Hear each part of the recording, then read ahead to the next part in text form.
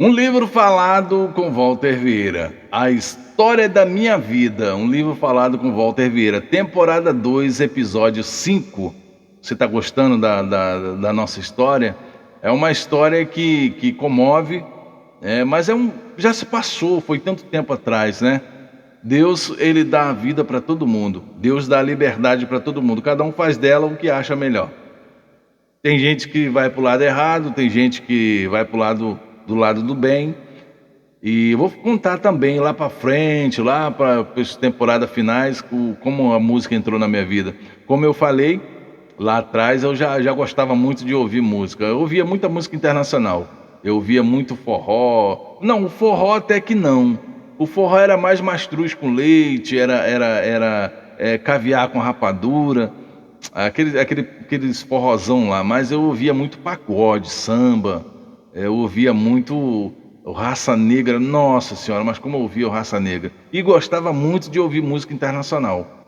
Eu ficava apaixonado por música internacional. Quando saiu do vinil que foi pro CD, eu ouvia muito Zezé de Camargo e Luciano, nossa senhora. E Rick Renner, né? Ouvia bastante Rick Renner também. E eu não tinha. Eu cantava, o pessoal gostava da minha voz. Cara, você tem uma voz bonita, mas eu tinha vergonha de cantar. Mas eu era vergonhoso demais. Eu era vergonha demais. Então, voltando a falar, você que chegou agora, caiu de paraquedas nesse vídeo aqui, quer entender do que eu estou falando? Para você entender um pouco dessa história, isso aqui é uma mini novela, é uma minissérie, é uma série, para você entender. Eu estou contando por temporada e episódio. Tem a temporada 1, do episódio 1 até o episódio 7, a temporada 1.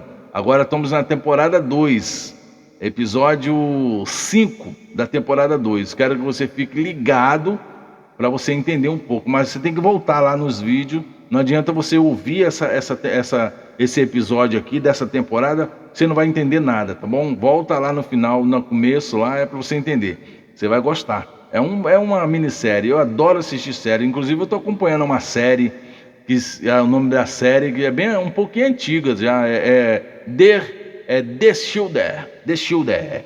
The Shielder. Acho que essa parada aí mesmo. Mas é isso.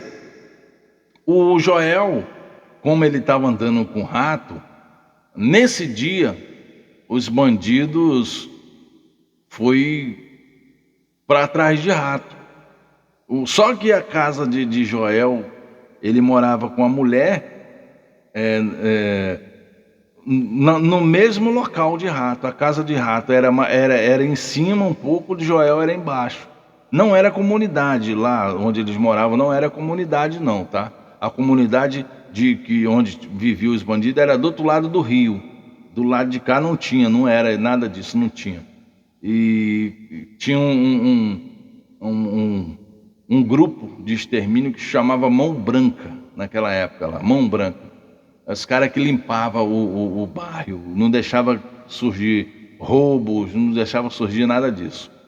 E nesse dia foi esses bandidos para pegar rato. Eu não sei o que aconteceu nessa época, não sei se rato falou alguma coisa, que se Joel estaria envolvido ou não. Quando chegaram na casa de rato, eles cercaram a casa, porque ele não ia de 2, 3, era de 12 para 15 bandidos, né? E eles iam atrás das pessoas para pegar. Eles iam buscar um só, mas ia de mais de 15.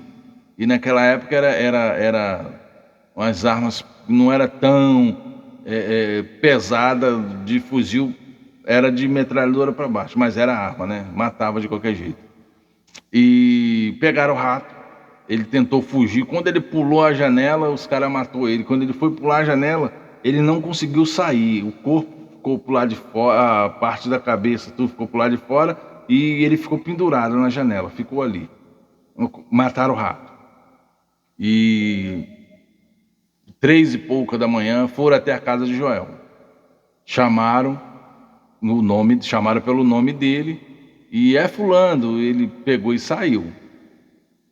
Aí pegaram ele e levaram ele. Depois, um tempo atrás, a gente ficou sabendo que os bandidos não iriam matar ele, só iria dar um corretivo porque falou que não era para ele andar com fulano. Mas os corretivos desses caras era de deixar quase de cadeira de rodas, então já viu, né? E não sei o que aconteceu.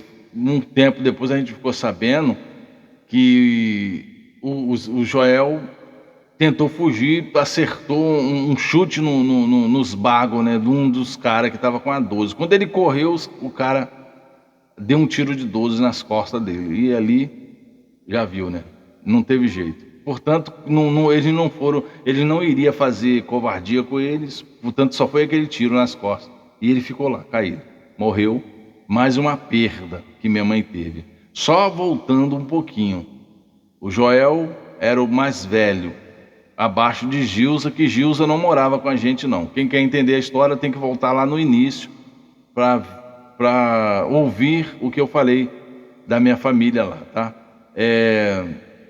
O Joel não teve jeito, foi aí mais uma perda de minha mãe, mais um sofrimento que minha mãe teve. 98 já, finalzinho de 90, já no final de 98, esse ocorrido. Foi bem no final já de 98. E minha mãe, sofrimento, a minha cunhada, que era mulher dele, foi aquele sofrimento, um sofrimento para os colegas também que gostavam muito dele, E nessa época, eu estava frequentando a igreja.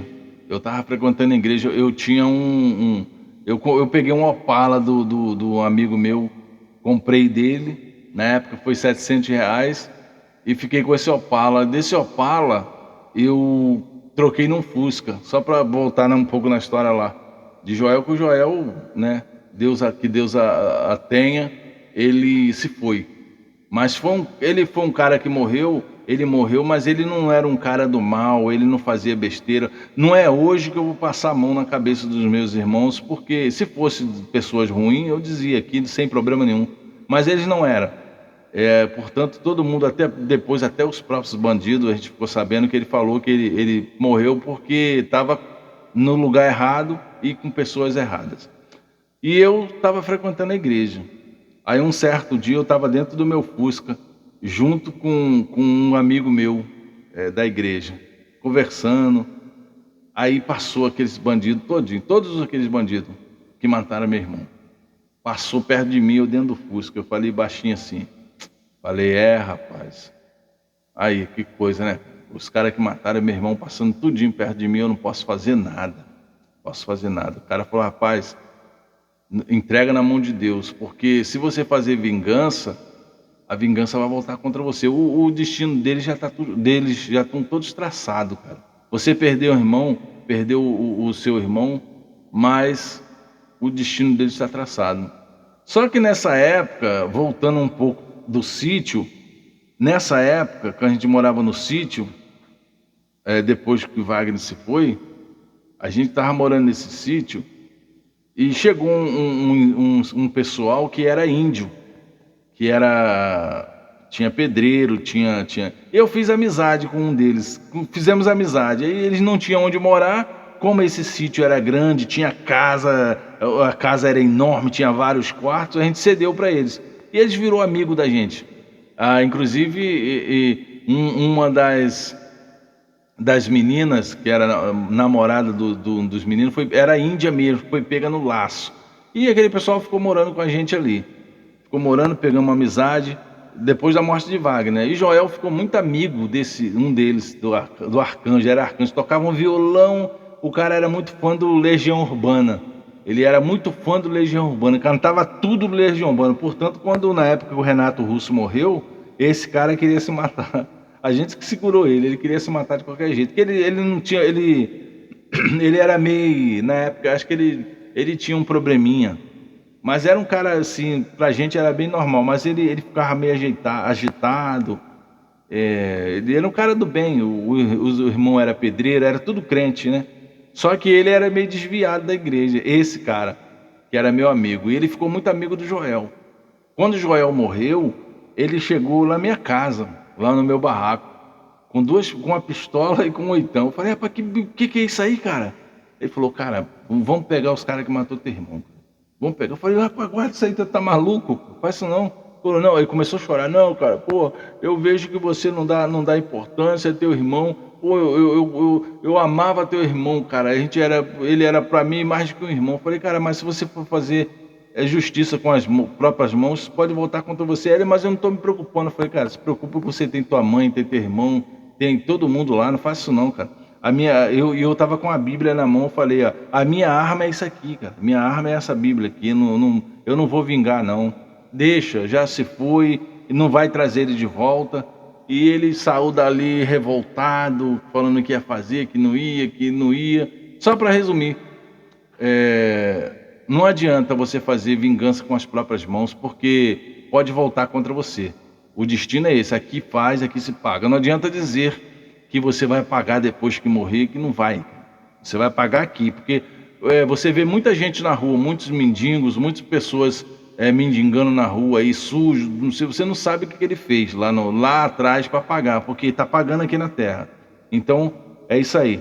No próximo episódio da temporada 2, episódio 6, você vai ficar sabendo de mais coisas aí que a gente vai falar. A gente vai continuar na história dos índios e do arcanjo, porque depois eles fizeram parte também da nossa vida aí, tá bom? Na temporada 2, episódio 6, a gente volta aí no episódio 6.